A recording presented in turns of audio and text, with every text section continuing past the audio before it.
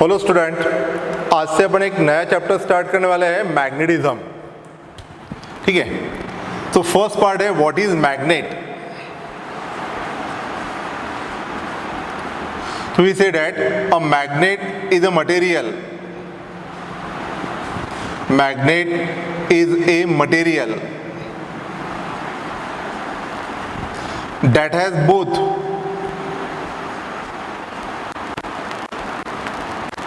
attractive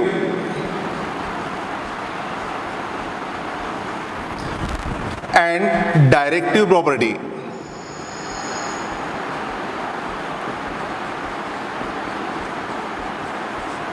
So we say that a magnet is a material that has both attractive and directive property. आपने देखा होगा कि अगर किसी बार मैग्नेट को या मैग्नेटिक नीडल को फ्रीली सस्पेंड कर देंगे in air, it points along the geographic north and geographic south direction. Again, if a bar magnet is placed near the another magnetic material, for example iron, cobalt और nickel, it attract that magnetic material. So this show that a magnet is a material that has both attractive and directive property. तो इसका basic introduction जो है वो notes में अपने दिया है और उसकी कॉपी मैंने आपको व्हाट्सअप कर दी है, तो पूरा इंट्रोडक्शन आप उसमें से पढ़ लेना. आज स्टार्ट करेंगे अपन basic properties of bar magnet.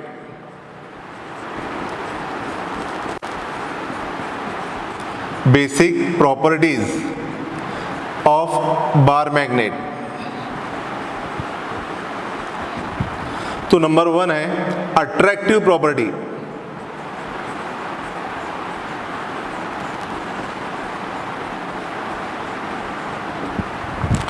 अब देखो यार, a magnet attract a small pieces of iron, cobalt और निकेल. अगर आयरन पार्टिकल, जिसको आप आयरन फाइलंग्स भी बोलेंगे, if a bar magnet is placed near a heap of iron filings, we observe that this iron particle जो है इसका concentration maximum रहेगा near the end. यहाँ पे end पे सबसे ज़्यादा iron particle चिपकेंगे. So the region where the attraction due to the bar magnet is maximum are called as pole. ठीक है, so bar magnet has two pole, south pole and north pole. So we say that first basic property क्या है, attractive property. A bar magnet attract या magnet attract a small pieces of iron, cobalt और nickel. Number 2 है directive property.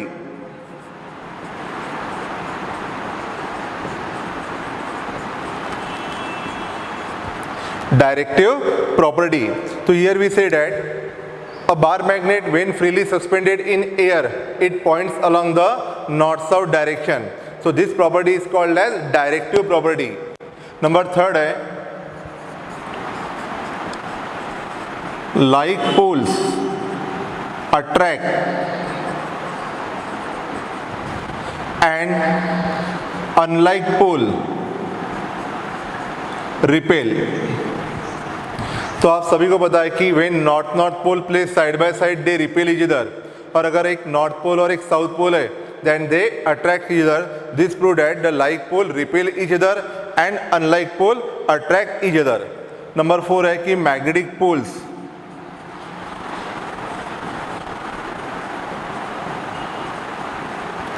always exist in pair. For example, ये जो bar magnet है, यहाँ पे दो पोल है, south pole and north pole. अगर मैंने इस बार मैग्नेट को कट कर दिया बीच में से, तो यहाँ पे एक साउथ पोल रहेगा और अदर एंड पे फिर से नॉर्थ पोल. ये एंड नॉर्थ पोल है तो ये क्या रहेगा, साउथ पोल. तो अदर एंड कैसा बिहेव करेगा, यहाँ पे साउथ है तो the other end north pole. तो बार मैग्नेट के इंडिविजुअल साउथ पोल या नॉर्थ पोल मिलेंगे नहीं. तो बार मैग्नेट में poles always exist in pair. So magnetic poles always exist in pair. और नंबर 5 है मैग्नेटिक इंडक्शन.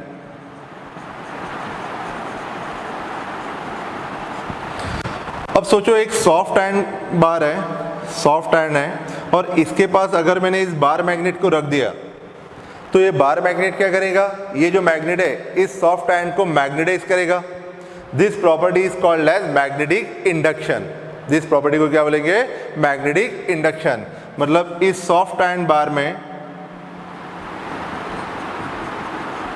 ये जो मैग्नेट है ये क्या करेगा, मैग्नेटिज्म इंड्यूस करेगा। तो दिस प्रॉपर्टी या this phenomenon is called as magnetic induction. तो ये हो गया basic property of bar magnet. अभी देखना है some definition related to the magnetism, ठीक है। So again a magnet is a material that has both attractive and directive property. Magnet is a material that has both attractive and directive property. Next topic है अभी some definitions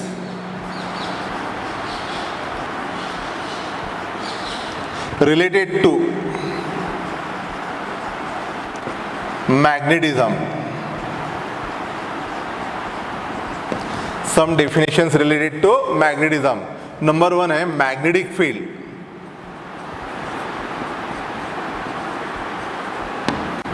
magnetic field, तो देखो यहाँ the space around the magnet, the space around the magnet within which its influence can be experienced by another magnet is called as magnetic field. The space around the magnet within which its influence can be experienced by another magnet is called as magnetic field. Second definition है uniform magnetic field.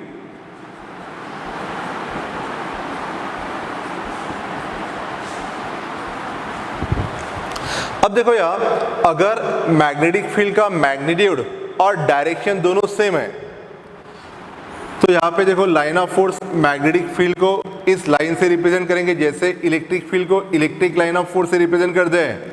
तो similarly magnetic field is represented by magnetic line of force.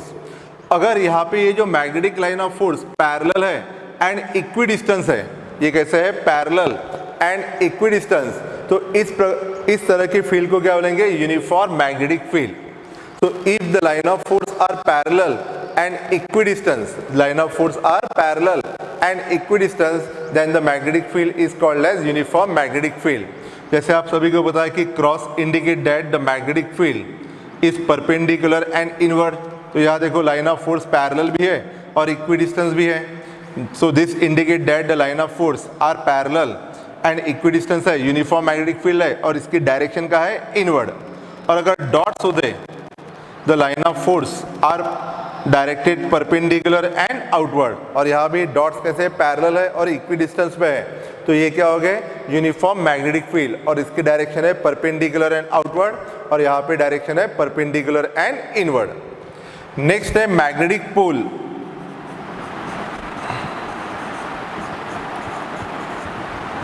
Magnetic pole, the preferred region near the end of a bar magnet, the region near the end of a bar magnet where the magnetic force due to bar magnet is maximum is called as magnetic pole। जैसे मैंने कहा था कि iron फाइलेंस के पास इसको अगर रख दो तो मैक्सिमम आयरन पार्टिकल्स जो है वो यहाँ एंड पे मिलेगी आपको। So the region near the end of a bar magnet where the magnetic force of attraction is maximum is called as magnetic poles. ठीक है। नंबर 4 है मैग्नेटिक एक्सिस, और यहाँ पे आपको ध्यान में रखना है कि there are 2 pole, south pole and north pole. ये नियर द एंड है बट इनसाइड द मैग्नेट है, near the end and inside the magnet. Number 4 है magnetic axis.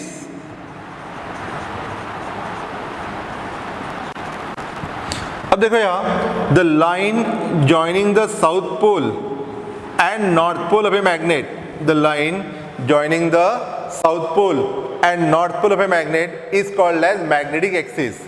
The line joining the south pole and north pole of a magnet is called as magnetic axis.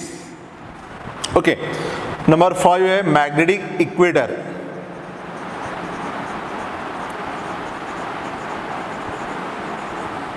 ठीक है। A line passing through the center of a magnet and perpendicular to the magnetic axis. Line passing through the center of a magnet, line passing through the center of a magnet and perpendicular to the magnetic axis is called as magnetic equator। क्या बोलेंगे इसको, magnetic equator। Number 6 है magnetic length।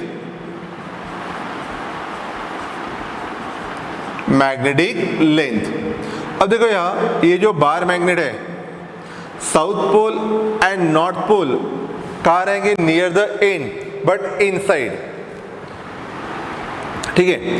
तो the distance between the south pole and north pole, distance between south pole and north pole is called magnetic length, is called magnetic length। तो centre से right में L और left में कितना distance L, तो इसको magnetic length बोलेंगे 2L। और magnetic length is a vector, magnetic length is a vector directed from south to north. Magnetic length मतलब क्या, the distance between the south pole and north pole of the magnet is called as magnetic length. तो magnetic length रहेंगे 2L और magnetic length is the vector quantity. Magnetic length क्या है, vector quantity directed from south pole to north pole. तो ये बात important है कि magnetic length is a vector, magnetic length is a vector directed from south pole to north pole. और देखो यहाँ वन एंड से अदर एंड तक जो लेंथ है इसको बोलेंगे ज्योमेट्रिकल लेंथ, और south pole to north pole का जो डिस्टेंस है इसको क्या लेंगे, मैग्नेटिक लेंथ। और यहाँ पे रिलेशन क्या है दोनों का, magnetic length is 5/6 times the geometrical length, magnetic length is 5/6 times the geometrical length, ठीक है। तो ये आप ध्यान में रखना है कि magnetic length is a vector directed from south pole to north pole. और मैग्नेटिक लेंथ और जियोग्राफिक लेंथ, जियोग्राफिक लेंथ मतलब क्या, वन एंड से दूसरे एंड तक जो लेंथ है उसको बोलेंगे ज्योमेट्रिकल लेंथ, ज्योमेट्रिकल लेंथ। और साउथ पोल और नॉर्थ पोल क्या है, जस्ट इनसाइड द मैग्नेट है, तो वो जो डिस्टेंस है उसको बोलेंगे मैग्नेटिक लेंथ। तो यहाँ पे मैग्नेटिक लेंथ क्या रहेगा, 5/6 times the geometrical length, okay. तो ये हो गया some definition related to magnetism. अब देखो यार, magnet has 2 pole, south pole and north pole, ठीक है। अब देखना है the strength of a bar magnet, the strength of a bar magnet is measured in terms of magnetic dipole moment. तो सबसे पहले magnetic dipole, magnetic dipole, a pair of two equal and opposite pole, a pair of two equal and opposite pole separated by small distance form a magnetic dipole, forms a magnetic dipole, ठीक है। तो यहाँ पे 2 pole है, south pole and north pole, and the strength of pole is measured in terms of pole strength, तो उसको लिखेंगे small m से। और मैग्नेटिक लेंथ रहेगा 2L वेक्टर से।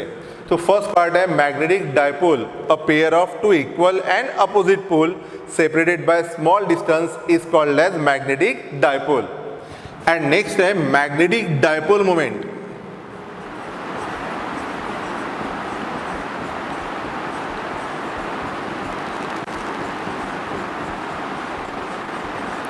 मैग्नेटिक डायपोल मोमेंट, इसको capital M vector. So the strength of a bar magnet is measured in terms of magnetic dipole moment, and magnetic dipole moment is defined as the product of pole strength. Magnetic dipole moment is defined as the product of pole strength into the distance of separation between the two pole. Into the distance of separation between the two pole. ठीक है? Product of pole strength of either pole into the distance of separation. So m vector is equal to small m into 2L. And magnetic dipole moment is a vector quantity. Magnetic dipole moment is a vector quantity directed from south pole to north pole. Directed from south pole to north pole. अब देखो यहाँ पोल strength का ऐसा unit है ampere metre और distance का unit है metre.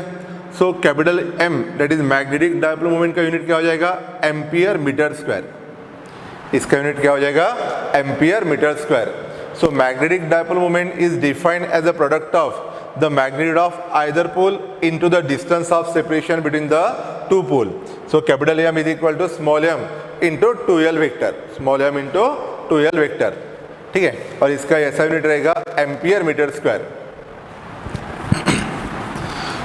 अब देखो यार, अपने बेसिक प्रॉपर्टीज में कहा था कि magnetic poles always exist in pair, single north pole या सिंगल आइसोलेटेड नॉर्थ या आइसोलेटेड साउथ पोल मिलेगा क्या आपको? नहीं। अब देखो यहाँ एक एग्जांपल है, a bar magnet south pole and north pole, और ये दोनों का मैग्नेटिक लेंथ है 2L वेक्टर, मैग्नेटिक लेंथ है 2L वेक्टर। ओके, इसका एरिया ऑफ क्रॉस सेक्शन है A, area of cross section रहेगा A। So magnetic dipole moment is defined as a product of pole strain. Magnetic dipole moment is defined as a product of pole strain into the distance of separation between the two pole, into the distance of separation between the two pole. अब देखो यार, if magnet is cut into two part, magnet is cut into two part perpendicular to its length। तो देखो यहाँ, ये जो bar magnet है इसको दो पार्ट में कट किया परपेंडिकुलर टू इट्स लेंथ, तो एक एंड हो जाएगा साउथ पोल, दूसरा हो जाएगा नॉर्थ पोल। ओके, अब देखो यहाँ, इसका area of cross section same है, तो पोल स्ट्रेन क्या रहेगा? कांस्टेंट।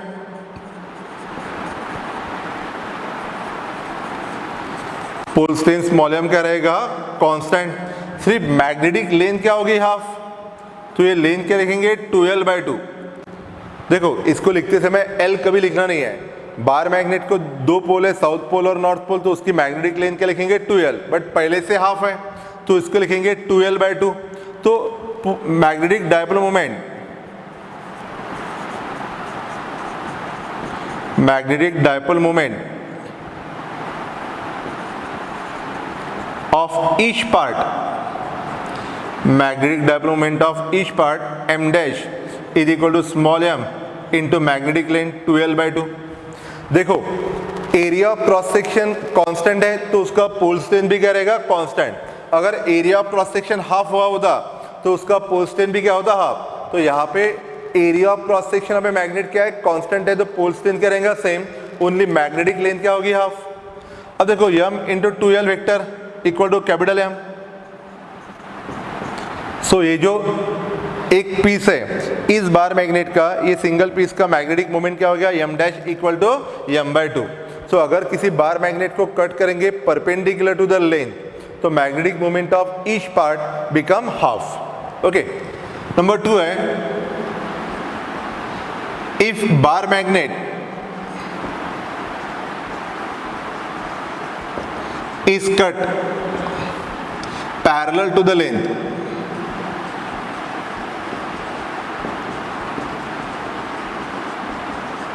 ठीक है। तो अगेन ये बार मैग्नेट है, south pole and north pole, इसको दो पार्ट में कट करो parallel to their length, parallel to their length, तो इसकी मैग्नेटिक लेंथ तो सेम है, मैग्नेटिक लेंथ क्या है? सेम। सिर्फ एरिया ऑफ क्रॉस सेक्शन क्या हो गया? Half. Area of cross section half हो गया तो पोल स्ट्रेन भी क्या हो गया? Half. Area of cross section half हो गया तो पोल स्ट्रेन भी क्या हो गया? Half. So new magnetic moment, new magnetic moment of each part, new magnetic moment of each part क्या होगा? m dash is equal to m/2, क्योंकि पोल स्ट्रेन एरिया हाफ हो गया तो पोल स्ट्रेन भी क्या हो गया? हाफ। और मैग्नेटिक लेंथ कितना है? सेम 2L, और m इंटू 2L को क्या लेंगे? Capital M। So magnetic moment of each part become half. Okay, तो आपको क्या ध्यान में रखना है कि अगर इसका एरिया हाफ हो गया तो पोल स्ट्रेन भी क्या हो जाएगा? हाफ। ओके, अब देखो यहाँ, if bar magnet is cut into 4 equal pieces या 4 इक्वल पार्ट्स, तो ये जो पार्ट है इसका पोल स्ट्रेन क्या हो जाएगा? m/2, और मैग्नेटिक लेंथ भी कितना होगा? 2L/2, क्योंकि लेंथ भी हाफ हो गई और एरिया भी हाफ, तो new magnetic moment is equal to m/2। इस इतने पार्ट का मैग्नेटिक मोमेंट कितना रहेगा? m/2 into 2L vector which is equal to m/4। So magnetic moment of each part become m/4. Okay, तो ये हो गया बेसिक क्वेश्चन. नेक्स्ट पार्ट है Coulomb's law in magnetism. Coulomb's law in magnetism, जैसे electrostatic में अपन ने पढ़ा था. कूलम्स लॉ इन इलेक्ट्रोस्टैटिक क्या बोलता है? द फोर्स ऑफ अट्रैक्शन और repulsion between two charges, two electrical charges. ये किसके ऊपर डिपेंड है? Directly proportional to the product of their charges and inversely proportional to the square of their distance. तो यहां आप देखने वाले हैं Coulomb's law. Coulomb's law in magnetism.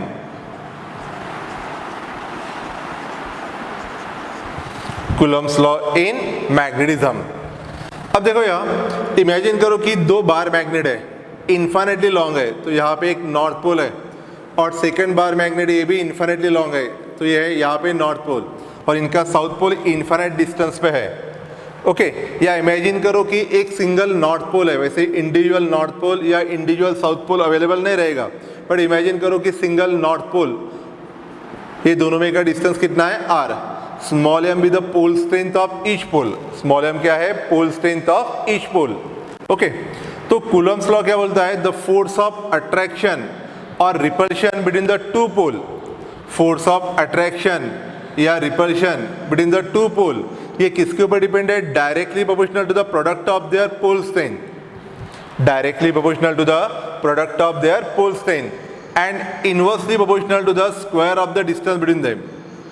सो ये दोनों को कंबाइन करेंगे. Force directly proportional to m1 m2 upon r square और F equal to k times m1 m2 upon r square, where k is constant of proportionality और यहाँ पे k की value है mu naught upon 4 pi equal to 10⁻⁻7 tesla metre per ampere. And therefore Coulomb's law क्या बोलता है? Force F equal to mu naught upon 4 pi m1 m2 upon r square. That is force of attraction और repulsion between the two pole. ये किसके ऊपर depend है? Directly proportional to the product of their pole strength and inversely proportional to the square of their distance between them. So F equal to mu naught upon 4 pi m1 m2 upon r square.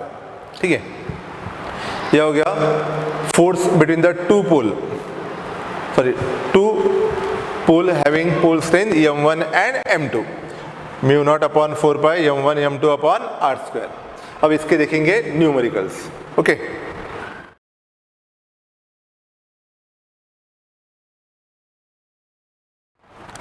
First numerical है two similar magnetic pole having pole strength in the ratio 1:2. अब देखो यार, to similar पोल है, एक तो north pole है या south pole, but similar है. So their pole strength are in the ratio 1:2. Suppose m1 equal to m है तो m2 इक्वल टू कितना रहेगा? 2m. पोल स्ट्रेंथ का रेशियो m1 अपॉन m2 कितना हो गया? 1/2. Are place 1 metre apart. Find the point where a unit pole experience no net force. तो imagine करो कि दो पोल है, फर्स्ट पोल है m1 और सेकंड पोल है m2. They are place at a distance of 1 metre apart. तो दोनों में का डिस्टेंस r इक्वल टू है 1 मीटर. अब पूछा है कि find the point where the unit pole experience no net force. तो सोचो कि suppose a unit pole m equal to 1 is placed at a distance x from m1 and r minus x from m2. देखो दोनों के बीच में ये unit पोल को कहाँ रखेंगे? so that the net force on the pole unit pole must be 0. ठीक है, क्या पूछा है कि find the point where the unit pole experience no net force due to two pole. तो मैंने कहा कि let unit pole be placed at point P at a distance x from m1 and at a distance r minus x from m2. So force on unit pole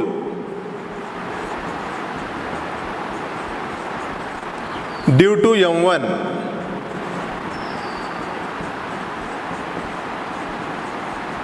is equal and opposite to the force on unit pole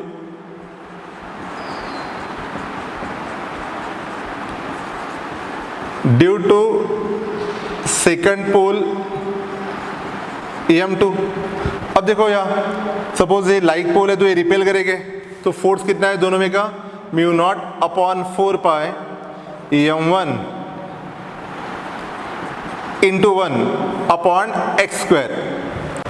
ये दोनों में का force कितना है, mu naught upon 4 pi EM1 into 1, क्योंकि unit pole है, upon x square is equal to mu naught upon 4 pi EM2 into 1 upon r minus x whole square. मतलब force on unit pole due to EM1 is equal and opposite to the force on unit pole due to EM2। तो दोनों का force equal and opposite है। Suppose ये भी north pole है, ये north pole है और ये भी नॉर्थ पोल है, तो ये इसको क्या करेगा, रिपेल, ये इसको क्या करेगा, रिपेल। अगर दोनों का फोर्स इक्वल एंड अपोजिट है तो net force on unit pole क्या रहेगा, 0। अब यहाँ देखो mu naught upon 4 pi cancel, ठीक है। M1 equal to M upon x square, M1 equal to M upon x square, M2 equal to 2M upon r minus x whole square. यहाँ पे small m cancel, therefore r minus x whole square, r minus x whole square equal to 2x square, r minus x whole square is equal to 2x square. और r minus x root times 2x square या root 2x,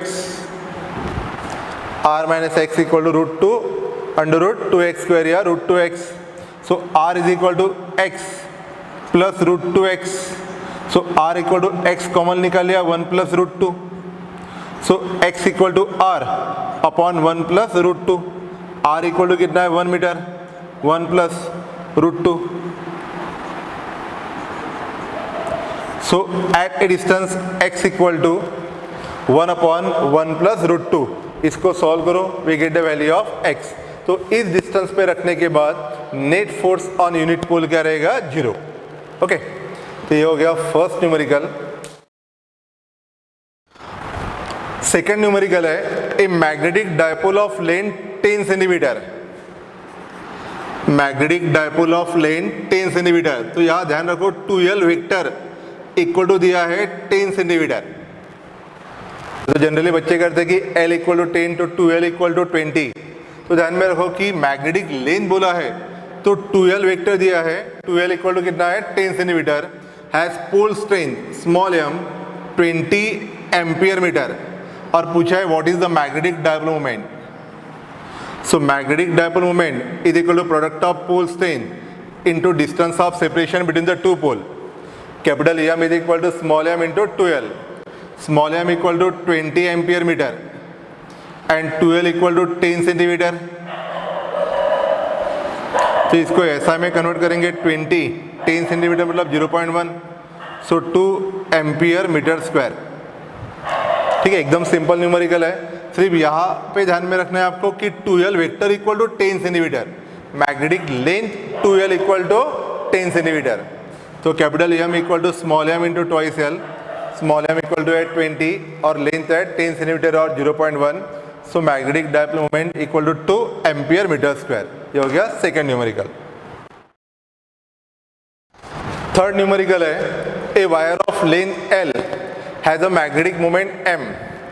तो देखो यहाँ एक wire है जिसकी length है L, तो magnetic moment capital M equal to small m into twice L, पर यहाँ पे लेंथ ऑफ द वायर ही दिया है L।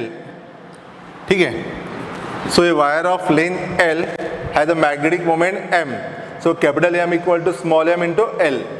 Okay, the wire is bend into a semi circular arc. अब देखो यहाँ when wire is bend into a semi circular arc, तो ये दो पोल में का डिस्टेंस कितना हो जाएगा, 2r। ये दो पोल में का डिस्टेंस कितना हो जाएगा, 2r।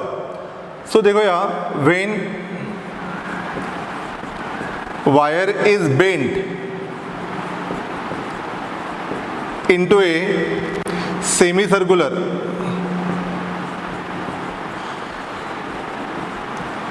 arc, when wire is bent into a semicircular arc, the distance between the two pole